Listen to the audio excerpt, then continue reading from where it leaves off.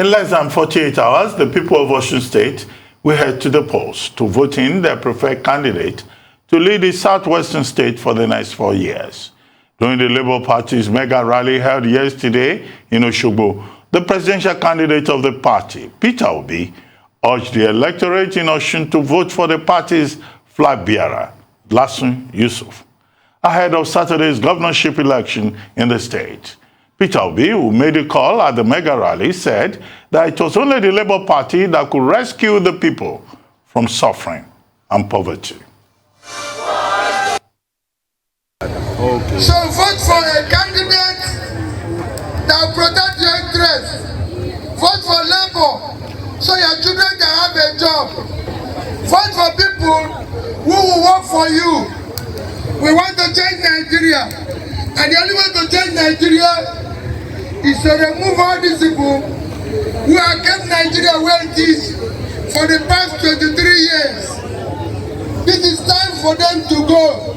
And those who have labored will get their reward. That's what we want to do in Nigeria. We want to get what? Monkey they walk, monkey go chop. We don't want monkey to walk again, baboon go chop. Let monkey chop. We don't want anybody to die. We want them to live, but we want them to join the monkey in walking. We want the baboon to come and join monkey in walking, so that two of them can live and chop. Yes. So when they talk about dying, pray for them to live. We want Nigeria to show love. We want Nigeria to show care. Let nobody tell you it's from this place or it's from this place. Vote for competence. Vote for people who have worked.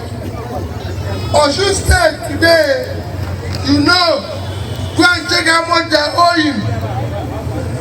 Go and check how much Osun State is owing. Go and check the problem that is happening in Osun State. Everything that is happening here, it is because you voted for the wrong party. Vote for Labour Party for the future of your children. We are going to introduce you to a governor who will be committed to a better Osun State. Joining us on this show this morning as we discuss his readiness ahead of Saturday's election is Honorable Yusuf Lasun, the governorship candidate of the Labour Party. Welcome to the show, Honorable Yusuf Lasun. Good to see you again.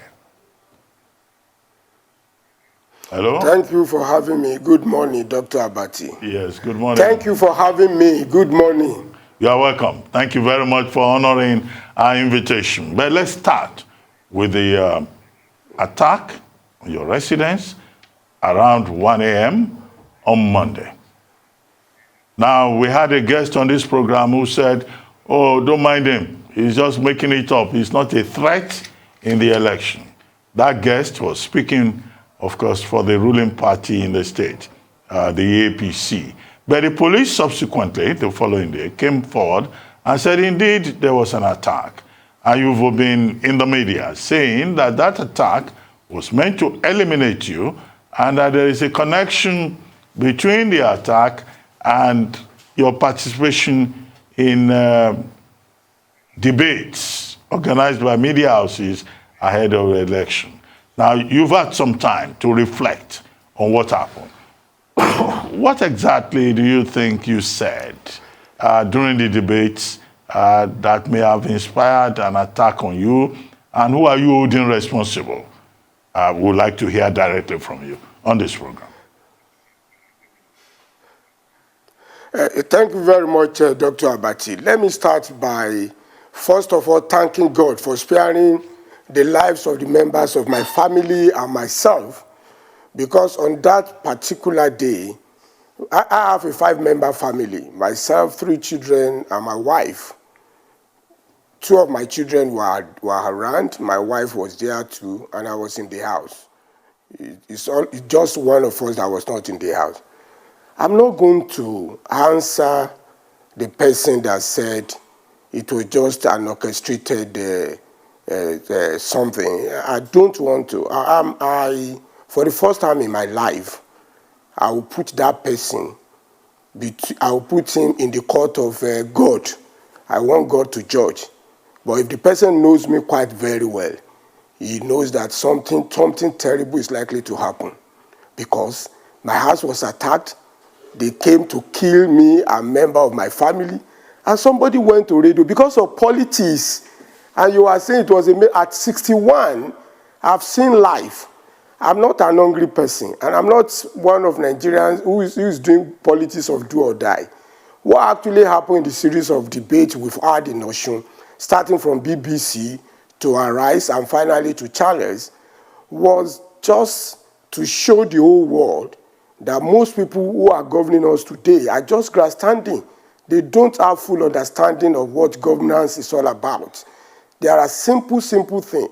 Even if you talk about mere budgeting alone, they don't know what it is all about. So that debate, that series of debates exposed them.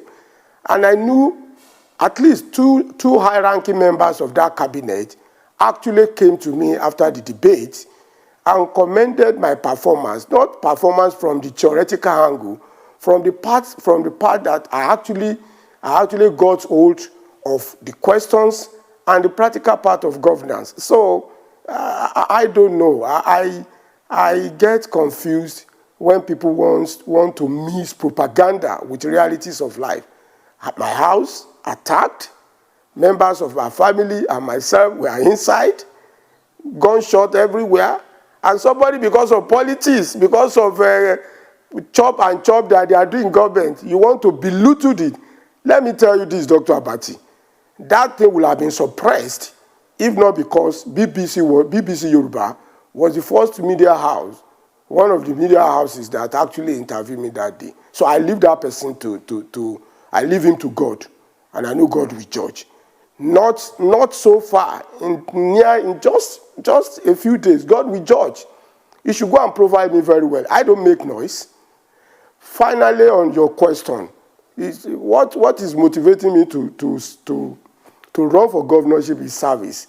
The person who spoke has forgotten that I ran for House of Rep election 3 times in Lasun. If you go to Law Report of Nigeria, my election in 2007 was probably, I wouldn't know now, was probably the longest running election petition battle in Nigeria. It lasted for 3 years and 8 months because I actually won that election in 2007. 2011, that election was repeated, and I scored 72,000 plus in 4 local governments. In 2015, the same election, the same constituency, I scored 73,000 in 4 local governments. And these people that are governing today scored 255,000 votes in 30 plus 1 local government, like we normally say it in Lasun. And you are saying I'm not a threat. If I'm not a threat, why did you bring government to my house to come and eliminate me? It saddens the mind, and it's painful.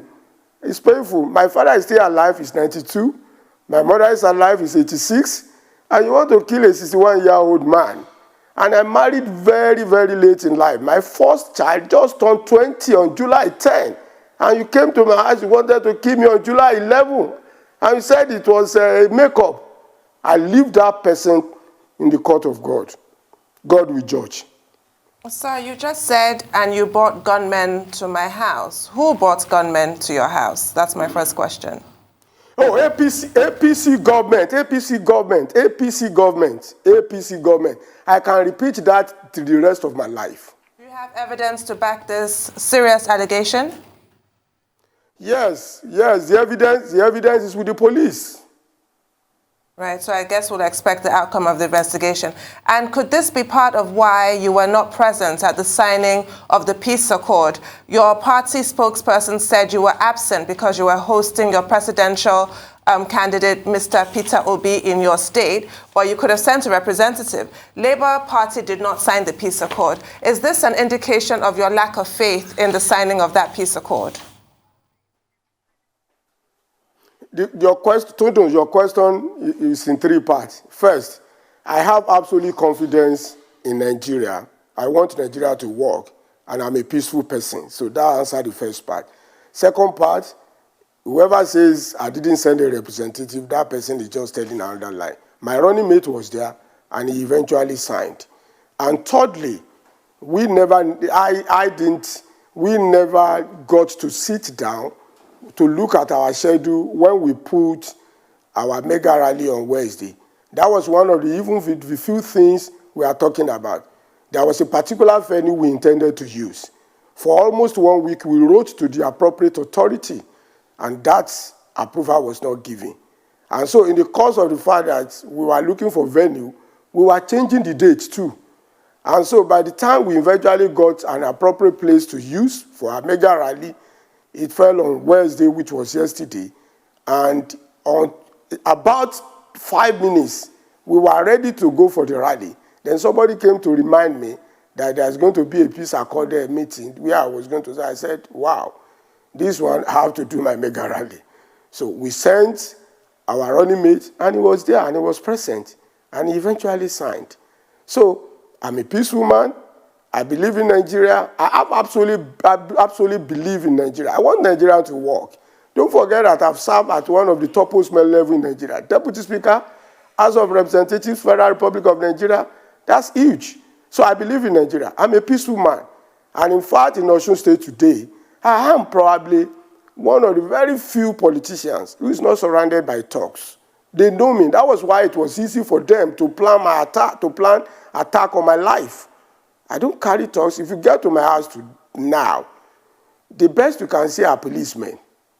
The best you can see are policemen. So we were there. We were represented by my running mate, and we actually signed the paper. Okay. Who didn't give you permission to use the venue you intended to use for your mega rally? I'd like to ask that. You know why? Government. APC government in Lasun. Okay, and secondly, let's drill down to what you really want to do for the Lasun people. What is the number one problem you think is facing the Lasun people as this race to APC government house starts? And how are you going to solve the problem? It's not one problem, two major problems. One, our education is at the lowest now. Two, there is no economy in Lasun. 43 years ago, I wrote my WAEC and I made a Division 1. Let me put it on record. I was a government scholar. In fact, I actually attended secondary school with Oyo State government scholarship. And in 1979, when I wrote my WAEC, I made a Division 1. And it was a new school. In fact, we were actually the first set of that school. Just last year, one of my classmates died, who was a renowned traditional ruler. And the old student association of that school, we were present. One of the few things that came out of our meeting that day was that the school where I left in 1979 didn't present candidates for WAEC and NECO for almost 10 years. And it was just last year, it was the old student association that actually contributed money for the students of that school to do, I can't remember now, whether WAEC or NECO. And in fact, it was the school principal who happened to be a woman that re-registered the school for either NECO or WAEC. And so education, I'm going to concentrate on it. When I was a member of the House of Representatives, within the space of 8 years, I rebuilt 17 schools, both primary and secondary schools, with a minimum of 26 classrooms. They know this. They know this. The people of Lasun, if they are listening to me now, they will say, yeah, it's telling the truth. So education is important because that is the only legacy you can leave for the next generation. It's education that will liberate. And if you take it off from where Awolowo left it, if not for education and our culture, the two things that is keeping the Yorubas in the affairs of the country and in the world today is education and culture. I don't know why the people who are governing us now no longer concerns themselves about whether education is going to work. And I know why. Their leaders didn't go to school. They don't have certificates. If I tell you this is my school today, a lot of people will come on here and say, oh, he's a classmate. I attended IFE. I read mechanical engineering from IFE. I've just told you I attended IFE in community high school. People will come on here and say, oh, he was a classmate. Please mention your schools. So because they didn't go to school, they didn't have certificate, our youth no longer see reasons why they should go to school. Because the people they are seeing, they didn't know their school, they don't have certificate, so they don't know why they should go to school. That's number one. Education is important to me. Number two, there is no economy in Osun State. People who are governing us there just have their residential houses alone. No establishment. For God's sake, it is insane for people in government to say government has no business in business. If government does not get itself involved in business, who does the business?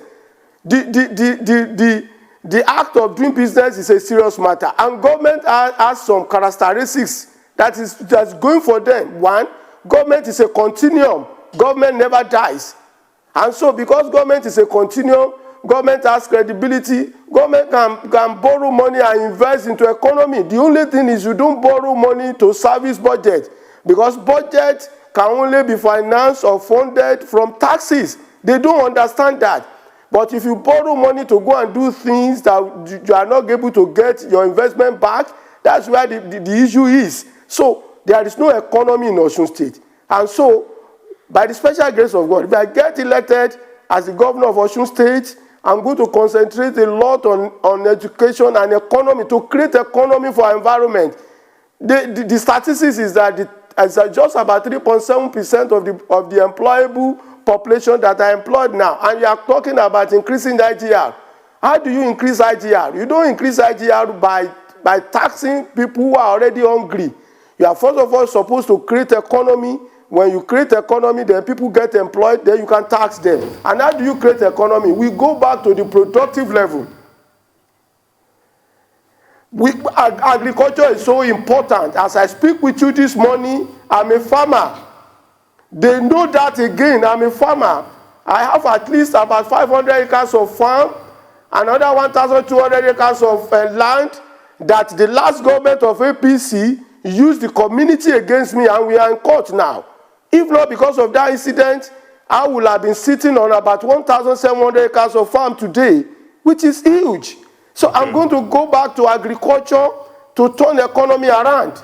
Honorable Lasun Yusuf, we have very limited time, but I would like to ask you, when Asiwaju Bola Ahmed Tinubu came to Osogbo to campaign for the candidate of his own party, the APC, he talked about mushroom parties, including your own party, and he said that the Labour Party will labor till death. Yesterday we had Mr. Peter Obi, the standard bearer of your party in Osogbo, to support your own mega rally. And he said, well, Labour will not labor in vain. We get all of that.